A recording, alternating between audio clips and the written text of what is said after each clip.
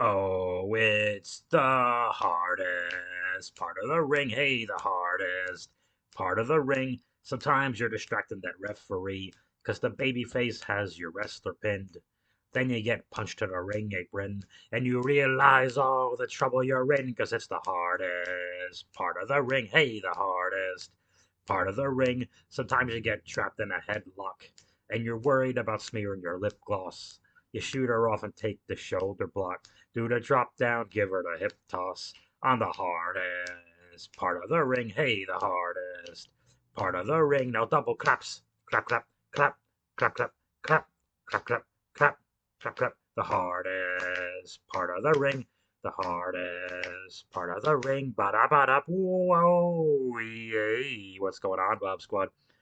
We are bushwhacking our way through this time. I promise. It's episode 195 of Smackdown on the Hulu edition, not limited enough commercial interruptions. And since Smackdown is a 2 hour show, the Hulu edition actually covers the whole thing. You don't have to worry like on our Monday Night Raw reviews. Well, did this make Hulu? Did that make Hulu? On Smackdown, it all makes Hulu. Whether it should or not, it still does. It's all there. Naked as a jaybird. Bird fly can't talk today. I just enjoyed some Rubio's tacos, and I'm into washing it down with some Sprite Zero. Same great lemon or refreshing, zesty taste as regular Sprite. None of the sugar, none of the calories. Hang on. Mm, mm. That is good Sprite Zero. But we're going to waste zero time getting into the show. The show opens with Hulk Hogan slamming Andre the Giant.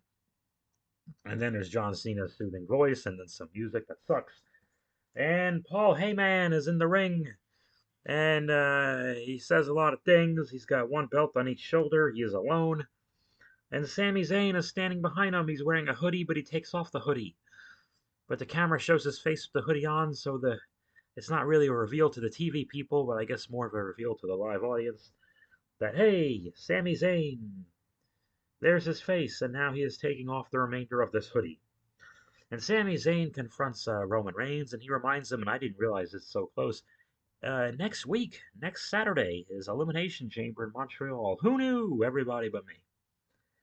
And Sami Zayn, he's great here. He mocks a lot of Roman Reigns' mannerisms. He sticks his hand out as if saying, "You give me the microphone now." And when Paul Heyman goes for the handshake, Sami pulls him in really tight and deep for the hug, and then they kiss. No, they did not. And he told him that Roman Reigns' time as the champion is coming to an end, building up the suspense. And then the Bang Brothers are on TV. And they defeat Hit Row in a couple of minutes because Hit Row belongs in the third row and not in the ring. And Michael Cole made fun of Top Dollar, who never was the legal man in the ring. And I wrote LOL, because I'm laughing in Spanish at this match. And Wade Barrett said the result would be different if Top Dollar had gotten a chance to get into the ring. And Michael Cole said, yeah, they probably would have lost quicker. He really hates Top Dollar. All right.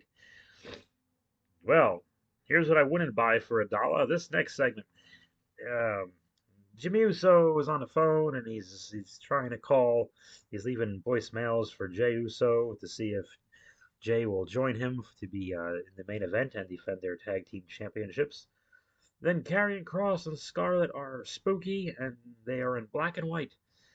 It would be weird to see them in color, like that would look different for me. I think when they do autographs, somehow they should be in black and white.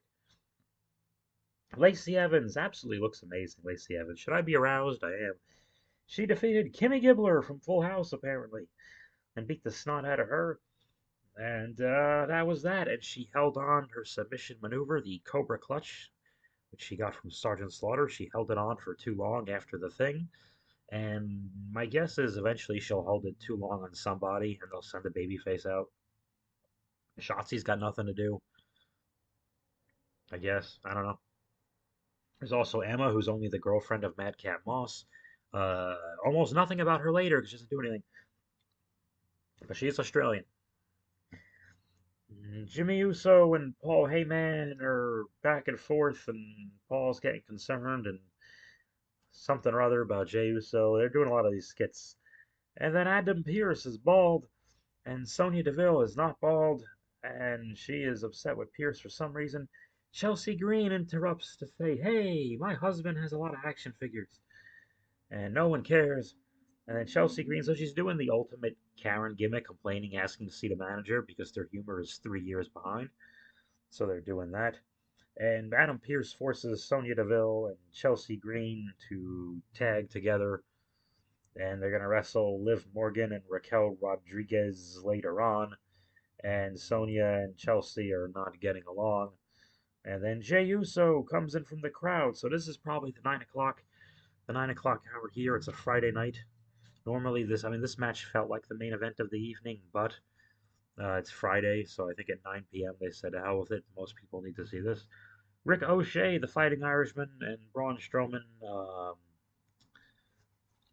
Otis? No, Ogre from Nerds, and the Fighting Irishman, Rick O'Shea, are going to challenge the Usos for the Tag Team Championship. Only Jimmy is there. The ring announcer with the fake voice, she does the fake voice for Braun and Rick O'Shea. And then Jim Uso, she just goes in her plain regular voice, fighting by himself. Like, oh, that's what you sound like. And Jey Uso comes in from the audience, the universe. He travels from the solar system. He comes out there, and everyone's losing their minds at Jey Uso. He's just there. And they team, and they have a pretty good back and forth match. Then there's a blind tag Ricochet does not see, so he hits a shooting star splash on one guy, but flops onto his back because he hit it so dang hard. And from that position, he gets hit with a splash from probably Jey Uso. 1, 2, 3. Stick a fork in him, he's done. Stop the press, hold the phone. Back to Buggy Up Daddy, because the Usos, 3 seconds later, are still the tag team champions. And the Usos hug, and everyone's happy, and they don't really give it any time to have any kind of aftermath. They just cut to Rey Mysterio. He has a mask on. And then we go to commercial. And Natalia shows up in a pink shower cap. She is curvy as ever. Oh my goodness. She is spilling out left, right. What an attractive lady. Now, she's wearing basically in a 1990 SummerSlam in Philadelphia. Jim the Anvil Neidhart, her father, had this weird pink shower cap looking hat, and she wore it, I guess, as tribute to him. Oh, you know what? It was his birthday today or yesterday or something like that. It was his birthday that day, I think. So it's a nice nod for 40-year-old weirdos like me who actually know why she's wearing a pink shower cap. For everyone else, she looks like an insane person. Let me have some Sprite Zero. But Natalia, I don't know if she said the best there is, was, ever will be, and I have a pink shower cap. I don't know. But she said Shayna Baszler is a knockoff Ronda Rousey. And Shayna Baszler shows up and says, "I'm not." Then Ronda Rousey comes by and stares at Natalia, and then they're both beating up Natalia. And Shotzi comes out and has green hair. Maybe Natalia should give Shotzi the pink shower cap to cover up the green hair. Well, Shotzi got beat up too, so thanks for coming. she drives a tank. Get it? LOL. Okay. Jey Uso is now outside, and he's talking to Sami Zayn in a hoodie, and they are standing between two large trucks. And Sami finally gets the fist pound from Jey, but Jey's looking around. He doesn't want anybody to see him talking to Sami. He's being really quiet, really coy, not letting anyone know which side he stands on. And then there's a blonde lady. It's been a while. A new blonde lady is talking to LA Knight, and he says, "Forget about Mountain Dew. Enjoy the cool, refreshing taste of Sprite Zero." Because there was a Mountain Dew pitch black match, and it had been a Sprite Zero pitch black match, maybe it would have been awesome or more lemony. And then he goes, "Yeah," because he likes making one word, like one syllable words too. He's good at that part. He likes that. So, Sonya Deville tag teams with Chelsea Green to wrestle Raquel, who shows her back a lot and does the lat spread, and Liv Morgan, who's in jean shorts. And the good guys win. Raquel can't stop smiling. It's really distracting. And that was a waste of time. Madcap Moss is out there. Oh, he's backstage with Emma. And him and Emma call each other babe 5 times. I hate those couples. Turns out they're good guys, which makes me more infuriated. I hate couples who can't stop saying babe 400 times. Stop it. Stop it. You're not pigs. Knock it off. You have names, you idiots. Anyway, then Michael Cole talks to Charlotte in a backstage sit down briefly, which I miss these things, and these are fun. And Charlotte talks about levels, and Rhea Ripley is not on her level, and Rhea is not on the level. She's not on the trolley. She's not on the straight and narrow. She's not a hooligan flipping her lid. She's not a dame cracking wise. She's not a Weisenheimer on the up and up. Levels. Karrion Cross for a four-way main event. The winner wrestles Gunther next week for the Intercontinental thing. Karrion Cross is with Scarlett. She's blonde. Madcap Moss is with Emma. She's blonde and Australian. Who is this person? Escobar, Santiago Escobar. He's with Zelina, whose hair is whatever color she wants it to be that week. And Rey Mysterio's all by himself. He has a mask. Very good. They do some crap, and Madcap Moss wins, and Emma's there, and they probably called each other babe, and the show goes off the air. So, but you know what? I don't got you, babe. I am not excited. I still don't understand who Moss is supposed to be. He wrestles just fine, but I don't get it. I don't know why isn't Emma trying to win anything. I don't even think Emma was she even in the Royal Rumble. I don't know. If she was, it wasn't memorable. I'm really not sure if she was in the WWE 2023 Royal Rumble in San Antonio on the Peacock. I have no idea. There's no way of knowing. Good SmackDown. Nothing to write home about, but why would I waste my family's time? Good SmackDown. I guess next week's SmackDown is because a lot of these premier live events are Saturday now instead of Sunday. It means the live Friday SmackDown is a lot less happening. And you got to keep in mind for people on SmackDown, their travel is probably a bit tighter and goofier. Oh yeah, there was a last minute backstage final scene. Paul Heyman says something to Jimmy Uso about, "Hey, you're gonna stay home. The tribal chief wants you to stay home, and Jey Uso to stay home in Montreal and not come to Montreal next week at the pay-per-view." And he says you should watch it on TV because sometimes you see stuff live that you don't see on TV. You see stuff on TV you don't see live, implying that, hey, I actually am one of the smarter WWE superstars who watches the TV show to see your enemy is plotting against you because they're doing it on live TV. So he basically put a hole through that to say he's alluding to Sammy and Jay doing a fist pound, and Jimmy's dumbfounded. Uh, Listen, this is not a secret I'm about to reveal here. The Usos, between the two of them, have a handful of problems with the drinky drinky and the drivey drivey. And when you have a bunch of those problems, Canada does not let you in the borders. So they definitely